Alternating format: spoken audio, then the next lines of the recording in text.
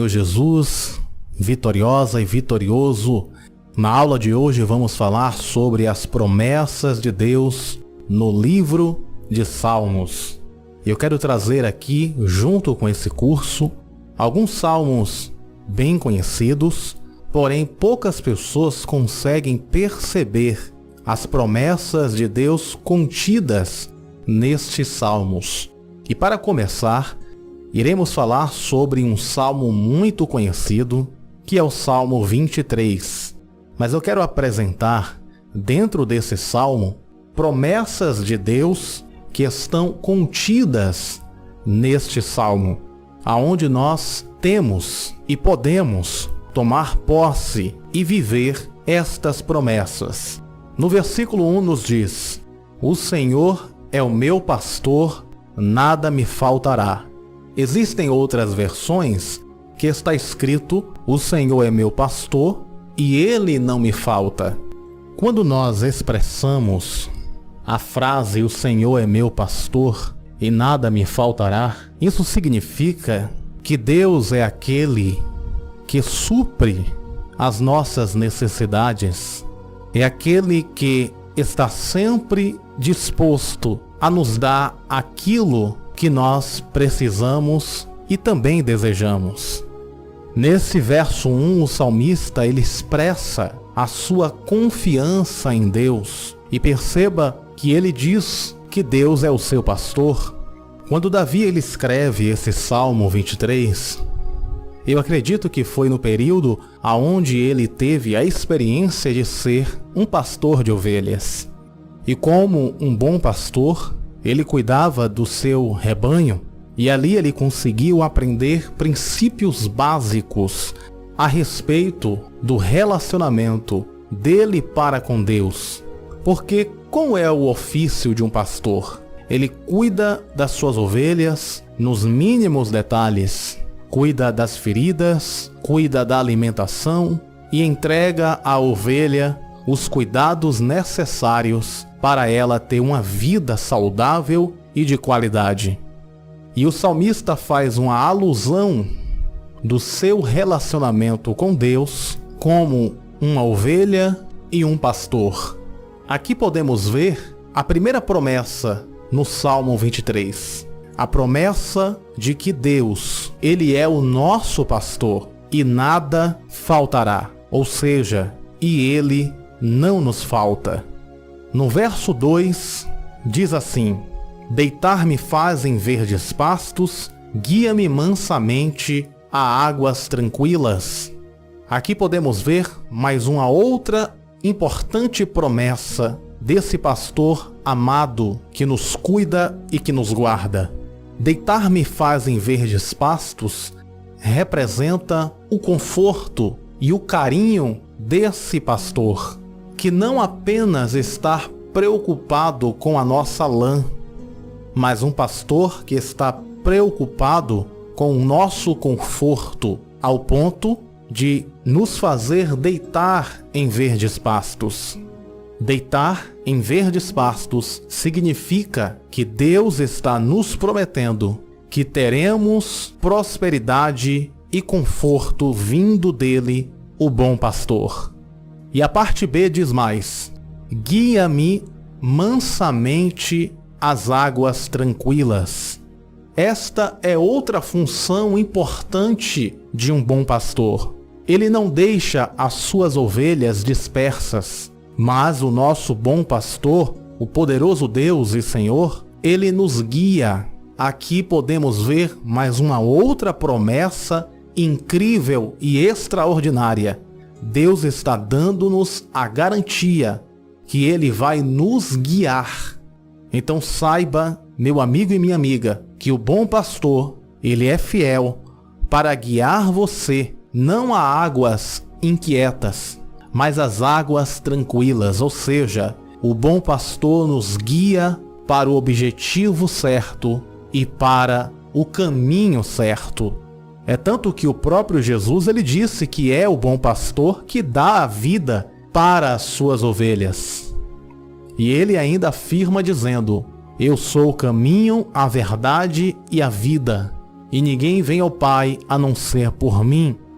Então, quando o salmista diz, guia-me mansamente a águas tranquilas, ele está se referindo ao plano de Deus em nos guiar ao objetivo e ao alvo certo e correto de uma vida vitoriosa e abençoada.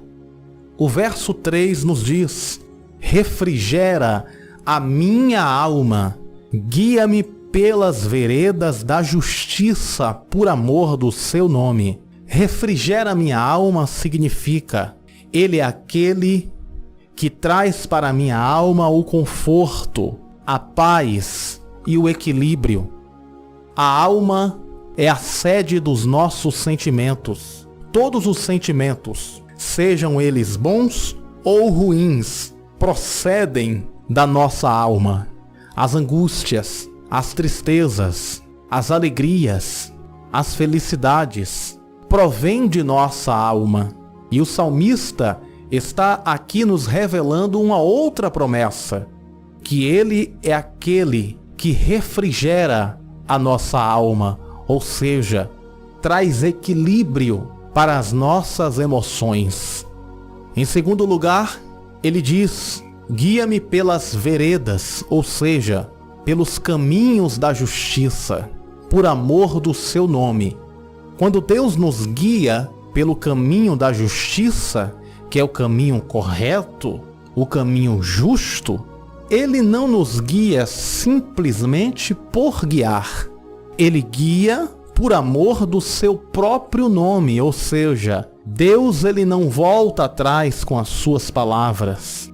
Deus ele não volta atrás com as suas promessas. Mas, por amor do nome dele, ele cumpre a promessa e realiza a promessa para os seus filhos que estão em obediência a ele. Porque é importante lembrar que esse salmo é o salmo do pastor para com a ovelha. Mas a Bíblia diz também que existem as ovelhas e existem os bodes. Então esse salmo é para as ovelhas de Jesus e não para os bodes, porque Jesus não tem bode, Jesus tem ovelha. Por isso que precisamos nos enquadrar e nos posicionar como ovelhas obedientes, que deixa o seu pastor guiá-la pelas veredas da justiça e também guiar as águas tranquilas.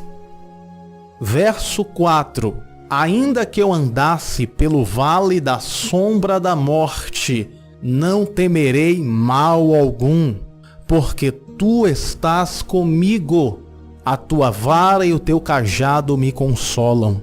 Quando o salmista ele declara que ainda que ele passasse pelo vale da sombra da morte, ele não temeria mal algum, temos que entender que Davi era um homem que travava grandes guerras e batalhas. Ele enfrentou o urso-leão, enfrentou o gigante, enfrentou exércitos filisteus. Ou seja, a morte era algo que estava sempre rodeando Davi. Mas Davi, ele tinha uma confiança sobrenatural em Deus. E ele afirma dizendo que ainda que ele passasse por uma situação caótica, ou seja, um vale da sombra da morte, ele não iria temer o mal, porque Deus estava com ele. Então não é para você temer o mal. Sabe por quê?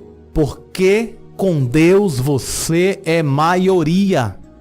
Ele está com você, até mesmo no vale da sombra da morte. E ele diz mais: a tua vara e o teu cajado me consolam. Para que serve a vara e o cajado do pastor? A vara serve para corrigir a ovelha, e o cajado ele serve para trazer a ovelha. Geralmente os bodes eles se irritam com a correção. Porém, a ovelha obediente, ela não fica irritada com a correção. Pelo contrário, ela entende que a correção, a vara e o cajado do bom pastor, não a incomoda, mas a consola. O que isso significa? Significa que, quando a correção vinda do bom pastor nos incomoda, significa que nós não estamos nas condições de ovelhas obedientes, mas, como ovelhas obedientes, a vara e o cajado, ou seja, a correção do bom pastor, deve nos consolar. Verso 5 ainda diz: preparas uma mesa perante mim, na presença dos meus inimigos. Unges a minha cabeça com óleo, o meu cálice transborda. Aqui nesse versículo, o salmista está dizendo que Deus vai preparar uma mesa não na presença dos seus amigos, mas na presença dos seus inimigos. Ou seja, a mesa que o salmista está se referindo é a mesa da honra, a mesa da conquista, a mesa da vitória. Uma mesa perante os nossos inimigos significa aquele momento em nossas vidas a qual Deus vai surpreender aqueles que zombavam, aqueles que caluniavam, aqueles que falavam mal de você, vão ter que contemplar esta mesa diante de ti.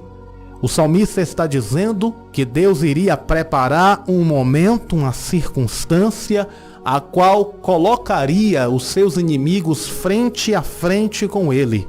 Porém, neste momento, Deus colocaria no meio deles uma mesa para honrar o salmista diante dos seus inimigos.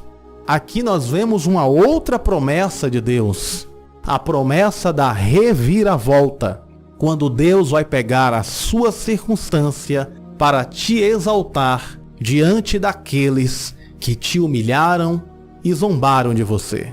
Não com o objetivo de massagear o nosso ego, mas com o objetivo do nome do Senhor, o bom pastor, seja glorificado.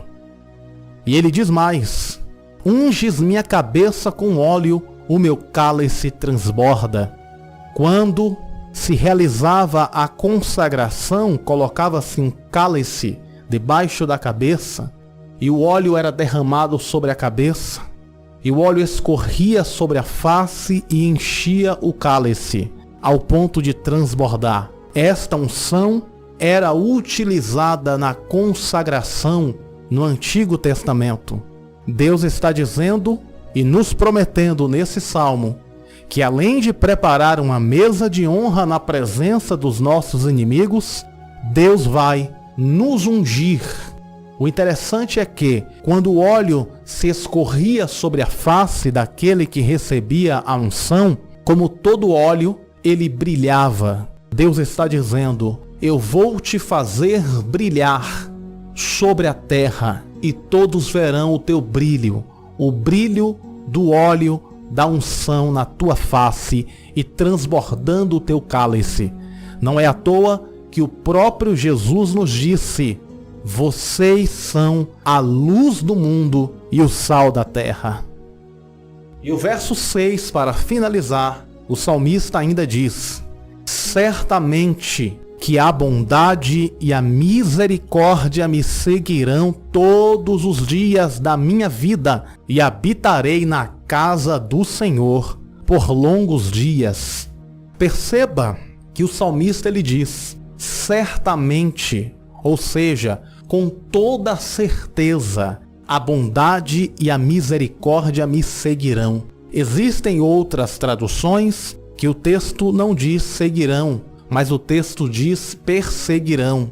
Significa que a promessa de Deus para a minha vida e para a sua vida é que esses dois, bondade e misericórdia, nos perseguir, não apenas aos domingos ou nos sábados, mas vai nos acompanhar, nos seguir, nos perseguir todos os dias de nossas vidas. A bondade e a misericórdia de Deus vai estar com você lado a lado. Que promessa linda esta, não é verdade? A promessa de que a bondade e a misericórdia estará conosco todos os dias. Não é à toa que o próprio Jesus ele disse eis que estou convosco todos os dias, até a consumação dos séculos. Por isso eu posso dizer que a bondade e a misericórdia são os braços do Senhor, que nos abraça e nos acompanha todos os dias de nossa vida. E ele diz mais ainda: e habitarei na casa do Senhor por longos dias. Perceba que ele não diz por poucos dias, ele diz por longos dias. Significa que a promessa do bom pastor para a sua vida e para a minha vida é nos conceder longos dias de vida na sua casa. Então essas são as promessas do Salmo 23 para as nossas vidas. Creia nelas e tome posse de cada verso do Salmo 23 na sua vida. Que Deus te abençoe.